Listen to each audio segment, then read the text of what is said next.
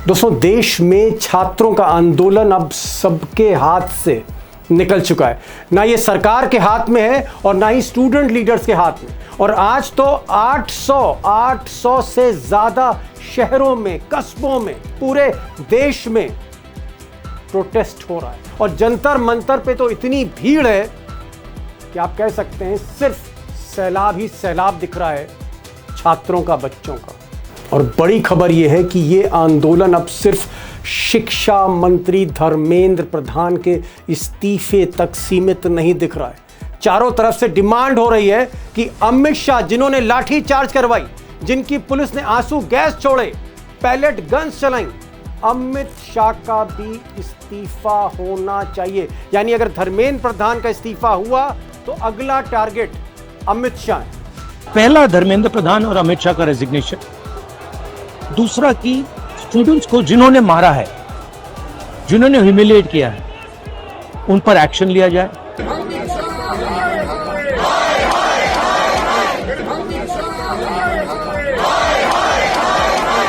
उधर देश के सबसे सीनियर लीडर्स में एक और सरकार के खिलाफ बेखौफ बोलने वाले यशवंत सिन्हा, पूर्व वित्त मंत्री, पूर्व विदेश मंत्री, उन्होंने कहा कि प्रधानमंत्री मोदी इसलिए इस्तीफा नहीं ले रहे धर्मेंद्र प्रधान का, क्योंकि अगर धर्मेंद्र प्रधान का इस्तीफा लेते हैं तो मोदी को पता है कि अगली डिमांड क्या आने वाली है। तो बहुत मुखर होकर अगर बच्चे अमित शाह का इस्तीफा नहीं मांगते हैं, लेकिन पॉलिटिकल पार्टी जो है पार्लियामेंट में है, वो अगर कहें कि अमित शाह को भी जाना चाहिए, तो अमित शाह के ऊपर दबाव तो बनेगा, सरकार के ऊपर दबाव तो बनेगा। और अमित शाह का के ऊपर दबाव बनना या उनका इस्तीफे की मांग सीधे प्रधानमंत्री से जुड़ा हुआ है। तो इसलिए खतरा जो है वो पूरी सरकार के ऊपर है। अब सच्चाई ये भी है कि अपने मंत्रियों को बचाने के लिए, खुद को बचाने के लिए नरेंद्र मोदी झुकते दिखाई दे रहे हैं। पिछले 24 घंटों में उन्होंने बयान भी दिए और अपना वीडियो भी जारी किया। यानी पूरी तरह से सरेंडर की मुद्रा में दिख रहे हैं, लेकिन धर्मेंद्र प्रधान पर चुप। फ्रेंड्स, मैं जानता हूं कि पेपर लीक एक कोई मामूली विषय नहीं है। लाखों विद्यार्थी और उनके अभिभावकों के लिए बहुत ही पीड़ादायक है। अब अपने मंत्रियों को बचाने के लिए, धर्मेंद्र प्रधान को बचाने के लिए, शाह पर कोई आंच ना आए, उससे निपटने के लिए नरेंद्र मोदी ने कई फैसले भी लिए। वो ना सिर्फ वीडियो बना रहे हैं, बयान जारी कर रहे हैं, फैसले भी ले रहे हैं। जैसे एजुकेशन सेक्रेटरी को हटा दिया उन्होंने, वो कुछ कैबिनेट में भी उन्होंने डिसीशंस लिए।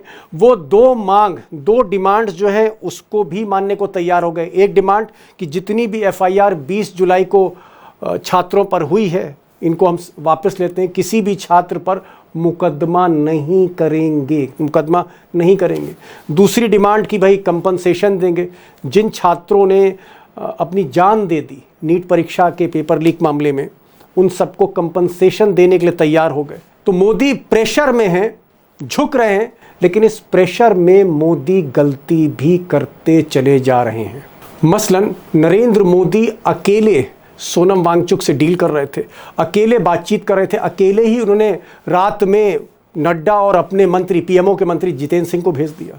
वहाँ पर 2 मांगों पर डील हुई और उसके बाद आमरण अनशन भी तोड़वा दिया। अब ये जो मैसेज था छात्रों में, मैं नेताओं की बात नहीं कर रहा हूँ, मैं कॉकरोच पार्टी की बात नहीं कर रहा हूँ, जो आम छात्र हैं मुंबई में, हैदराबाद में, बेंगलोर में, लखनऊ में, पटना में, कलकत्ता में, 800 शहरों में, मैसेज ठीक नहीं गया। मैसेज ऐसा गया कि मोदी साजिश कर रहे हैं, शाह साजिश कर रहे हैं आंदोलन को तोड़ने की। यह मैसेज गया है। और एक और डेवलपमेंट दोस्तों हो रहा, जहां किसी का ध्यान नहीं जा रहा, और ये जो डेवलपमेंट है ये बीजेपी के भीतर है। यानी आप कहें तो 3 तरह के डेवलपमेंट हैं। एक सड़क पर बच्चों का डेवलपमेंट है, जो भीड़ बेकाबू होती जा रही है। उधर पार्लियामेंट के अंदर विपक्ष वो पूरी तरह से विद्रोह की मुद्रा में है, शाह का भी इस्तीफा मांग रहा है। और अगर तीसरा फ्रंट देखें तो बीजेपी के अंदर खुल गया। और बीजेपी के आज की तारीख में senior most leader Murli Manohar Joshi, education minister रहे, डॉक्टर रहे फिजिक्स के, उनका कहना है कि इस मामले में वो छात्रों के साथ हैं। अब ये डेवलपमेंट साफ इशारा कर रहा है कि बीजेपी के भीतर कुछ लोग इंतजार कर रहे हैं कि भीड़ थोड़ा चढ़े गुजरात लॉबी पे और उसके बाद बगावत हो सकती, बगावत की नौबत है। मैं नहीं कह रहा हूं, सीनियर लीडर यशवंत सिन्हा को सुनिए। देखिए, जो डॉक्टर जोशी ने कहा है वो बहुत ही सिग्निफिकेंट है, बहुत ही महत्वपूर्ण है, और उनका खुलकर इस तरह आना और छात्रों के साथ खड़े कान होने का मतलब क्या है? मतलब ये है कि भारतीय जनता पार्टी के भीतर भी बहुत सारे लोग हैं, संसद में, विधानसभाओं में, संगठन में, जो मोदी शाह के रवैये से खुश नहीं है। अब दोस्तों, जो बड़ा सवाल है वो ये है कि नरेंद्र मोदी भले ही झुकते हुए दिख रहे हैं, लेकिन असली डिमांड कंसीड नहीं कर रहे, मान नहीं रहे हैं धर्मेंद्र प्रधान को लेकर। और क्यों नहीं धर्मेंद्र प्रधान का इस्तीफा ले रहे हैं, मैंने आपको बताया। सवाल इस बात का है कि अगर ये आंदोलन बढ़ता गया और लाखों लाख की भीड़ दिल्ली आती गई और एक सेकंड प्रोटेस्ट होता है फिर से संसद को घेरने का, तो फिर मोदी जी का क्या होगा? मोदी जी का क्या होगा? क्या इस स्थिति से बचने के लिए मोदी धर्मेंद्र प्रधान का इस्तीफा मांगेंगे या नहीं मांगेंगे? दूसरा, वांगचुक के साथ जो उन्होंने डील करी, वांगचुक को जिस तरह से प्रेशराइज किया, क्यों किया उन्होंने, ये मैंने यशवंत सिन्हा से पूछा, उनको भी सुनिएगा। और सबसे बड़ी बात, बीजेपी के अंदर जो बगावत है उसका असर, उसका इम्पैक्ट क्या होगा आने वाले दिनों में, कि गुजरात लॉबी घिरती चली जा रही। और मैंने यशवंत सिन्हा से यह भी पूछा कि मोदी तो आपसे 7 साल जूनियर थे, एक समय था जब आप वित्त मंत्री थे, विदेश मंत्री थे, मोदी पर्ची देते थे, घंटे भर आपके दफ्तर के बाहर बैठा करते थे, यह हैसियत थी मोदी की। यह बताइए कि क्या मोदी और शाह वाकई फंस गए हैं? ये गुजरात लॉबी फंस गई है और ये शुरुआत है मोदी की मुसीबतों की।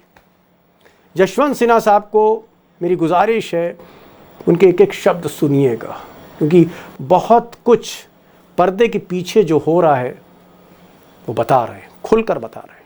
यशवंत सिन्हा जी, जो सबसे अहम सवाल है वो ये है कि नरेंद्र मोदी झुकने को तैयार हैं, कई मांगे, कई डिमांड्स मानने को तैयार हैं, लेकिन धर्मेंद्र प्रधान पर वो टस से मस नहीं कर रहे, उस पर एक शब्द नहीं बोल रहे। ऐसा क्या है कि धर्मेंद्र प्रधान को बचाने के लिए मोदी सब कुछ दांव पर लगाते चले जा रहे हैं? देखिए, मैं मानता हूं कि धर्मेंद्र प्रधान में ऐसा सच कुछ नहीं है।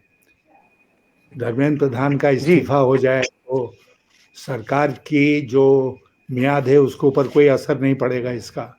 इनके जो 3 साल बचे हैं वो 3 साल पूरे करेंगे, लेकिन वो इसलिए नहीं करना चाहते हैं, धर्मेंद्र प्रधान का इस्तीफा नहीं लेना चाहते हैं, क्योंकि उनको लगता है कि इसमें वो पूरे 90 डिग्री पर झुक जाएंगे, एक आंदोलन के सामने पूरी तरह से झुक जाएंगे, और ये सैल्वेज करने में लगे हैं, बचाने में लगे हैं कि कुछ भी जो हमारी इज्जत है, हमारी ताकत है, उसको हम बचा कर रखें, दुनिया में हम कह सकें कि भाई हम उतने ही ताकतवर हैं जितने हम पहले थे। धर्मेंद्र प्रधान का इस्तीफा अगर हो जाता है तो मोदी जी का जो इमेज उन्होंने इतनी मेहनत और मशक्क़त करके बनाई है 12 वर्षों में, वो इमेज उनका मिटिया मेट हो जाएगा, और वो ये नहीं चाहते हैं। तो इसलिए एक और बात मैं आपसे कहूँगा कि आपके हमारे दोनों के पास कुछ न कुछ सूचनाएं आती रहती हैं जो टीवी वगैरह में दिखाते हैं, उसके अलावा सरकार के पास तो बहुत ढेर सारी सूचनाएं आती हैं, क्योंकि उनका पूरा जो खुफिया विभाग है वो इसी काम में लगा हुआ है। तो उनके पास ये जानकारी जरूर आई होगी कि ये आंदोलन जो है वो हाथ से निकल गया है, न केवल सरकार के, बल्कि मैं तो एक कदम आगे जाकर ये भी कहूँगा कि जो शायद इसका शुरू में जिन लोगों ने नेतृत्व प्रदान किया या आज नेतृत्व प्रदान कर रहे हैं, उनके हाथ से भी निकल गया है। और अब छात्र जो हैं, नौजवान जो हैं, वो सड़कों पर आ गए हैं, किसान सड़कों पर आ गए हैं, और सरकार के लिए एक बहुत विकट परिस्थिति पैदा हो गई है। सरकार अगर पूरी तरह से नहीं झुकेगी तो सरकार चली जाएगी, ये ज़रूर खबर मोदी जी के पास पहुंची है। इसलिए वो ये चाहते हैं कि किसी तरह कुछ ले दे के ऐसा समझौता कर लो जिसमें धर्मेंद्र प्रधान भी बच जाए, सरकार भी बच जाए, हमारी इज्जत भी बच जाए और फैसला भी हो जाए। आप ये कह रहे हैं कि आंदोलन इस तरह विकराल हो चुका है, पूरे देश भर में जंतर मंतर बन चुके हैं। ना सिर्फ दिल्ली में 2.5-3 लाख बच्चे हैं इस वक्त, बल्कि मुंबई में, नागपुर में, हैदराबाद में, मैं तो कहूँगा छोटे छोटे शहरों में, कस्बों में, यहाँ तक कहीं कहीं तहसील तक ये आंदोलन पहुंच गया है। तो आप ये कह रहे हैं कि सोनम वांगचुक या फिर कॉकरोच जनता पार्टी के जो 2-3 नेता हैं, इनके हाथ में भी अब आंदोलन नहीं है, ये सीधे इसको सीधे रोकने, बच्चों के पास चला गया। हाँ बिल्कुल। और ये ना सोनम वांगचुक और ना केवल ना ये जो नेता हैं कॉकरोच पार्टी के। कॉकरोच पार्टी के, इनके हाथ में है कि वो आंदोलन को वापस ले लें। और कितना इनका अनुभव है मैं नहीं जानता हूँ, लेकिन मैं इतना ज़रूर कहूँगा कि जब समझौता होता है, जब दो पक्षों में जी। समझौता होता है, तो जो लिखित होता है समझौता, उसका बहुत महत्व होता है। और लिखित समझौते में मान लीजिए कि जैसे सोनम वांगचुक को इन्होंने आश्वासन दिया जाकर कि हम उनके खिलाफ, छात्रों के खिलाफ कोई कार्रवाई नहीं करेंगे, बशर्ते कि वो शांतिपूर्ण ढंग से प्रदर्शन कर रहे हों। अब ये कौन तय करेगा कि उनका प्रदर्शन जो था वो शांतिपूर्ण रहा था कि उसमें हिंसा हुई थी? सरकार तय करेगी ना, वांगचुक जी तय नहीं करेंगे। तो इसलिए वो दाव पेच सरकार जो है भाषा में ऐसे कर देती है कि अंत में चलकर हो सकता है कि इनको कुछ हाथ नहीं लगे। लेकिन एक मांग जिस पर अभी भी कॉकरोच पार्टी के लोग अड़े हुए हैं और वांगचुक उस मांग से हट गए, वो ये है कि प्रधान का इस्तीफा होना चाहिए, और बात वहीं जाके टकराएगी। दूसरा इसका पक्ष बहुत महत्वपूर्ण यह है कि अब जितने विपक्षी दल हैं दीपक जी, उन्होंने आंदोलन करना शुरू कर दिया है। तो इसलिए वो तो नियंत्रण में नहीं है, ना सरकार के ना कॉकरोच पार्टी के, वो अपने ढंग से चल रहे हैं। तो इसलिए वो भी एक फैक्टर नया आ गया है जिससे कि सरकार को परेशानी आगे चलकर और ज़्यादा होगी। ओके, एक चीज और, क्या आपको लगता है कि सोनम वांगचुक को सरकार ने या तो ब्लैकमेल किया या डराया या फिर कहीं ना कहीं कंप्रोमाइज हो गए वो, कि अचानक उन्होंने जेपी नड्डा के हाथ से जो है जूस पी लिया और आमरण अनशन तोड़ लिया? क्या सोनम वांगचुक कहीं ना कहीं प्रेशराइज हो गए, कहीं ना कहीं प्रेशराइज हो गए, दबाव में आ गए, उनकी घेराबंदी कर ली, क्योंकि उनको उठा के सरकारी अस्पताल में ले गए थे, किसी से मिलने नहीं दिया गया? तो क्या ये एक बड़ी साजिश आपको लगती है सरकार की, कि ये आदमी जिसके इर्द गिर्द शुरू में ये सारा आंदोलन था, इसको वहां से जबरदस्ती उठाओ, सरकारी हॉस्पिटल सफदरजंग में लाओ, वहां पर इसको ब्लैकमेल करो या प्रेशर डालो, फिर जानबूझ के आखिर में मेदांता हॉस्पिटल ले जाओ, फिर वहां नड्डा जाते हैं और कंप्रोमाइज करते हैं? क्या इसमें आपको मोदी और अमित शाह की कोई चाल दिखती है? देखिए, इसके थोड़ा पहले हम लोग चले हैं कि ये रिकॉर्ड पर है ना कि सोनम वांगचुक को लद्दाख के जो एलजी हैं सक्सेना साहब, उन्होंने कहा था कि आप कॉकरोच पार्टी के आंदोलन में शामिल हो सकते हैं, होना चाहिए। ये रिकॉर्ड पर बात है। और उसके बाद सोनम वांगचुक दिल्ली आए और न केवल शामिल हुए बल्कि उन्होंने आमरण अनशन शुरू कर दिया। भूख हड़ताल, जी। और सारा फोकस जो है वो शिफ्ट हो गया सोनम वांगचुक के अनशन पर। तो वो 20 दिन 21 दिन तक छाए रहे, आंदोलन का चेहरा बन गए। और उसके बाद फिर सरकारी अस्पताल में गए, उसके बाद हाईकोर्ट के आदेश से वो वहाँ गए प्राइवेट हॉस्पिटल मेदांता में। और उसके बाद वहाँ पर ये सब कॉम्प्रोमाइज़ हो गया, वो खुश हो गए। और उसका जो कुछ मजमून सामने आया है उनके एग्रीमेंट का, मुझे नहीं लगता है कि उसमें कोई ऐसी बात है जिससे कि उनको संतुष्ट होना चाहिए था। ओके। और कॉकरोच पार्टी को स्पष्ट करना पड़ा उसके बाद कि नहीं, हम लोग इतने पर मानेंगे, और हमारी जो बेसिक पहली मांग है प्रधान का इस्तीफा, उस पर अभी भी हम लोग अडिग हैं। जी सिन्हा साहब, क्योंकि आप सरकार में रहे, आप इस देश के फाइनेंस मिनिस्टर थे, फॉरेन मिनिस्टर थे, आप सीनियर मोस्ट लीडर थे, सरकार का बड़ा एक्सपीरियंस है, आप आईएएस ऑफिसर भी थे, ब्यूरोक्रेट भी आप थे। क्या सरकारें सरकारें इस तरह से ब्लैकमेल करती हैं किसी आंदोलन को तोड़ने के लिए इस तरह से हथकंडे अपनाती हैं कि इस आदमी को ब्लैकमेल करो, प्रेशराइज करो? बिल्कुल करती हैं, बिल्कुल करती हैं। इसके अनेक उदाहरण हैं। और मुझे कोई आश्चर्य नहीं होगा आगे चलकर अगर बहुत सारी बातें जो अभी आपके हमारे संज्ञान में नहीं है, इस तरह की बातें खुलती हैं। मैं तो ये मानता हूँ दीपक जी, और जिम्मेदारी के साथ इस बात को कह रहा हूँ कि जैसे आप दीपके को ही ले लीजिए। जी, ये अमेरिका से आए, इनको आने दिया अमेरिका सरकार से। ने, अमेरिका से आने दिया ना। जी, अगर एयरपोर्ट से ही वापस कर देते तो वो तो यहाँ नहीं आते, तो उनको आने दिया।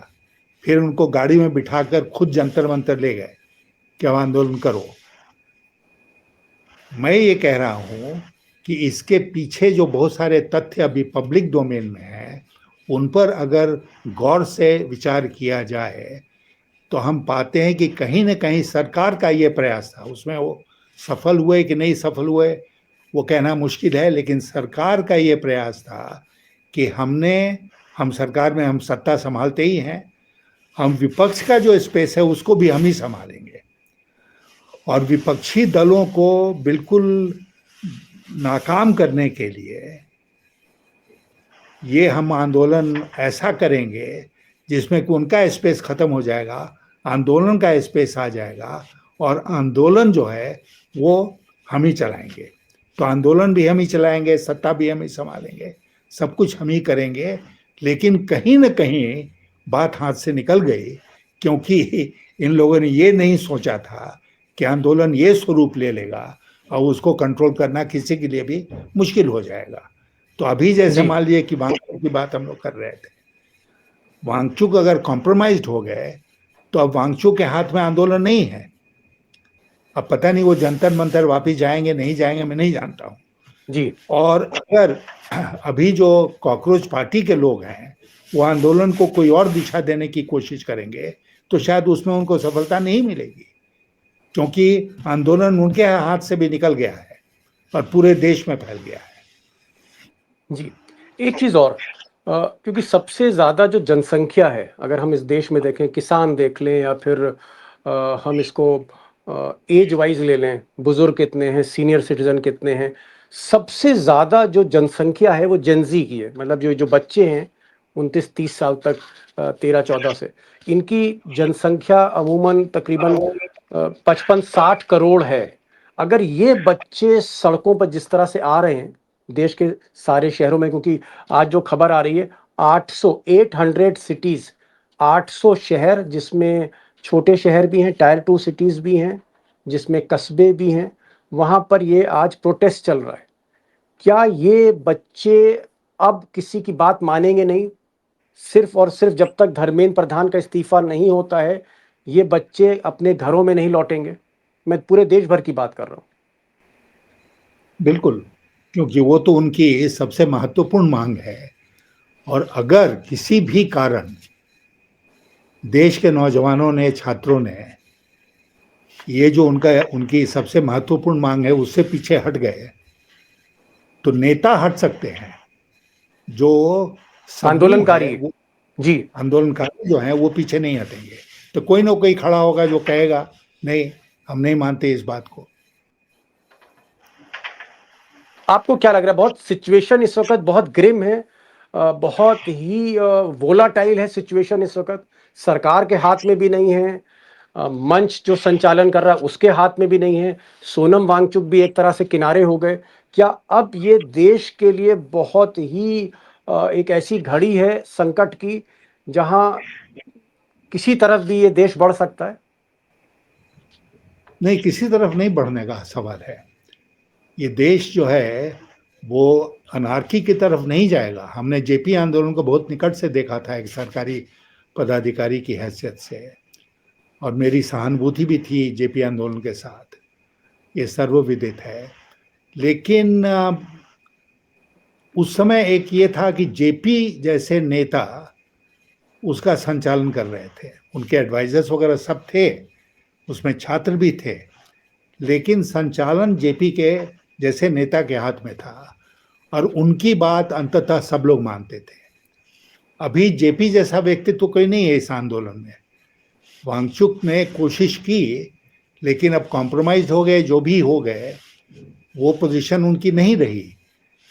लेकिन जैसा मैं आपसे पहले कह रहा था कि जेपी और नो जेपी आंदोलन जब जोर पकड़ लेता है और देश भर में व्यापक रूप से फैल जाता है, तो कोई एक व्यक्ति उसको कंट्रोल नहीं कर सकता है।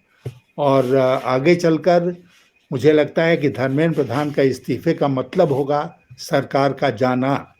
और मैं मानता हूं इस बात को कि अल्टीमेटली ये जो सबसे ज़्यादा आघात पहुंचेगा वो पूरी सरकार के ऊपर पहुंचेगा, प्रधानमंत्री के ऊपर पहुंचेगा, गृह मंत्री के ऊपर पहुंचेगा और सरकार के लिए मुश्किल हो जाएगा संभालना परिस्थितियों को। एक और बड़ा सवाल, एक नया डेवलपमेंट ये है, जंतर मंतर पे भी हम देख रहे हैं और पार्लियामेंट में भी देख रहे हैं, पार्लियामेंट नहीं चल रही है, धर्मेंद्र प्रधान के साथ साथ अब अमित शाह को टारगेट किया जा रहा है। बच्चे कह रहे हैं, राहुल गांधी भी कह रहे हैं, बाकी विपक्ष के नेता भी कह रहे हैं कि जो लाठी चार्ज हुई, जिसमें अभी भी 150 से 200 बच्चे अस्पताल में हैं, कुछ बेचारों की आंखों की रोशनी इफेक्ट हो गई है, बहुत पिटाई हुई है, बहुत बर्बक हिंसा हुई है बच्चियों के साथ। उन्होंने कहा कि इससे जिम्मेदार दिल्ली पुलिस है और अमित शाह, गृह मंत्री का भी इस्तीफा होना चाहिए। तो क्या आपको लगता है कि धर्मेंद्र प्रधान के बाद अब अमित शाह का नंबर है और ये मांग थोड़ी और बढ़ेगी अगर एजिटेशन आगे बढ़ा? बिल्कुल बढ़ेगी, बिल्कुल बढ़ेगी, क्योंकि अब जैसे मैंने आपसे कहा कि पेलेट गन्स का इस्तेमाल हुआ कि नहीं हुआ, जो खबरें आ रही हैं उससे पता चल रहा है कि पेलेट गन्स का भी इस्तेमाल हुआ और दिल्ली पुलिस करे हमने इस्तेमाल नहीं किया, पर दिल्ली पुलिस अकेले तो नहीं थी, सीआरपीएफ भी, हाँ, सेंट्रल पैरामिलिट्री फोर्सेस के लोग थे, तो उन्होंने इस्तेमाल किया क्या? उनका कोई स्पष्टीकरण इस पर नहीं आया है, दिल्ली पुलिस का आया है। तो अब पेलेट गन्स का इस्तेमाल हुआ तो उसके लिए कौन जिम्मेदार है? होम मिनिस्टर सीधे तौर पर। हाँ, तो इसलिए ये अमित शाह इस बात को कह के नहीं बच सकते हैं कि हमने बल प्रयोग में ज्यादा उत्साह नहीं दिखाया। आपको क्या लग रहा है? आएगा ही। आपको क्या लग रहा है? जी, आपको क्या लग रहा है? मतलब एक एक्सपीरियंस, आज की तारीख में हिंदुस्तान के सबसे सीनियर मोस्ट आप एक्टिव पॉलिटिकल लीडर हैं जो मोदी के खिलाफ खुलकर बोलते हैं। पहले शरद पवार थे, लेकिन आपने शरद पवार को रिप्लेस कर दिया, वो तो मिल गए मोदी जी के साथ। मैं आपसे जानना चाह रहा हूँ, बहुत खुला सवाल है, खुला जवाब चाहता हूँ, क्या अगला नंबर अब अमित शाह का है? जो बच्चों का मूड है वो क्या आपको बताता है? बिल्कुल। अब देखिए, इसमें जो मैंने कहा ना कि एक तो बच्चों का मूड है और दूसरा जो है वो विपक्षी दल जो है उन्होंने भी तो टेकअप कर लिया इस कॉज को। तो बहुत मुखर होकर अगर बच्चे अमित शाह का इस्तीफा नहीं मांगते हैं, लेकिन पॉलिटिकल पार्टी जो है पार्लियामेंट में वो अगर कहें कि अमित शाह को भी जाना चाहिए, तो अमित शाह के ऊपर दबाव तो बनेगा, सरकार के ऊपर दबाव तो बनेगा। और अमित शाह का के ऊपर दबाव बनना या उनका इस्तीफे की मांग सीधे प्रधानमंत्री से जुड़ा हुआ है। तो इसलिए खतरा जो है वो पूरी सरकार के ऊपर है, इंडिविजुअल अब प्रधान के ऊपर नहीं और अमित शाह के ऊपर नहीं। एक और सवाल, आप मोदी के सीनियर रहे, 7-8 साल सीनियर हैं आप नरेंद्र मोदी से, और एक समय ऐसा भी था जब मोदी आपसे अपॉइंटमेंट लेते थे, जब आप फिनेंस मिनिस्टर थे, आप जो हैं फॉरेन मिनिस्टर थे।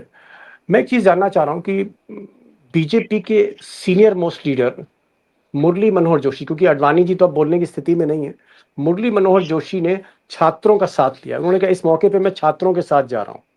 ये एक बहुत मेजर शिफ्ट है बीजेपी के भीतर। क्या आपको लगता है कि बीजेपी में एक बहुत बड़ा तबका वो मोदी के और अमित शाह के इस एक्शन से खुश नहीं है और बीजेपी में कहीं ना कहीं बगावत का धुआं आपको दिखता है? देखिए, जो डॉक्टर जोशी ने कहा है वो बहुत ही सिग्निफिकेंट है, बहुत ही महत्वपूर्ण है। और उनका खुलकर इस तरह आना और छात्रों के साथ खड़े कान होने का मतलब क्या है? मतलब ये है कि भारतीय जनता पार्टी के भीतर भी बहुत सारे लोग हैं, संसद में, विधानसभाओं में, संगठन में, जो मोदी शाह के रवैये से खुश नहीं हैं। सबको यही लगता है कि ये दो लोग मिलके यही लोगों को हाँक रहे हैं। तो इसलिए ये बात जो है, जो मुरली मनोहर जोशी ने कही है, वो फैलेगी अब, और आग की तरह फैलेगी। और जब उन लोगों को लगेगा पार्टी के भीतर कि मोदी और शाह कमजोर पड़ रहे हैं, तो शायद सीधे मोदी को अभी नहीं टारगेट करें, लेकिन अमित शाह को जरूर टारगेट करेंगे। एक फाइनल क्वेश्चन सर पूछूंगा आपसे, क्योंकि आप काफी बिजी शेड्यूल है आपका। अगर धर्मेंद्र प्रधान का इस्तीफा नरेंद्र मोदी नहीं देते, जो अब तक नहीं वो मांग रहे हैं इस बात को, अगर धर्मेंद्र प्रधान का इस्तीफा नहीं होता है और ये बच्चों का आंदोलन आज 800 शहरों में प्रोटेस्ट हो रहा है, ये बढ़ते बढ़ते, मैं बात कर रहा था एक काकरोच जनता पार्टी के लीडर से, उनका बयान भी है कि अगला जो हमारा प्रोटेस्ट होगा, millions of students will come, यानी 20 गुना ज्यादा भीड़ होगी, संसद चारों तरफ से घिर जाएगी। अगर धर्मेंद्र प्रधान का इस्तीफा नहीं लेते तो ये आंदोलन और तेज होगा। क्या ये स्थिति मोदी के लिए बहुत ज्यादा खतरनाक होने जा रही है? बिल्कुल, पूरी सरकार के लिए और खास करके मोदी जी के लिए। और जैसा अभी हम लोग डिस्कस कर रहे थे कि इसका असर भारतीय जनता पार्टी के भीतर भी पड़ेगा, और अभी जो खामोश हैं लोग, वो डॉक्टर जोशी की तरह और ज़्यादा मुखर होंगे, पहले पार्टी की मीटिंग्स में और फिर बाहर।